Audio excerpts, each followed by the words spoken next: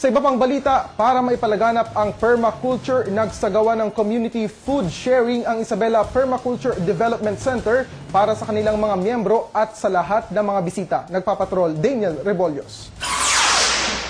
Kasabay ng Bamban Tea Festival, nagkaroon din ng malapiestang kainan sa Isabela Permaculture Development Center na nasa tabi lang ng Kapitolyo. Tinawag itong community food sharing na layong maipalaganap ang konsepto ng permaculture. Higit sa pagtitipon na to, yung pagsasalo-salo sa organic na mga pagkain, venue rin namin ito para mag-invite sa individuals at iba't ibang institusyon katulad ng educational institutions at ibang people's organizations na samahan kami sa pagpapalaganap ng permaculture. Ang mga nakahaing pagkain, lahat ay organic tulad ng black rice, laing, salmon at lechon. Napasarap lalo ang pagkain dahil gamit ay platong gawa sa ratan at dahon ng saging.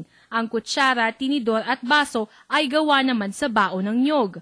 Ang permaculture po kasi, ito yung parang kumbaga working with nature rather against the nature. No? So, permaculture may kakibat ito ng pagdidisenyo. So, sa pamaraan na ganun, nalilesen natin yung carbon footprint, na-engage natin ng community sa pagpo-provide ng ganitong mga materials.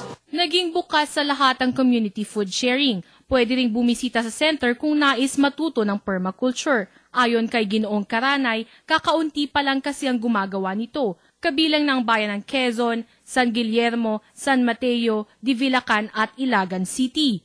Daniel Rebollos, ABS-CBN News.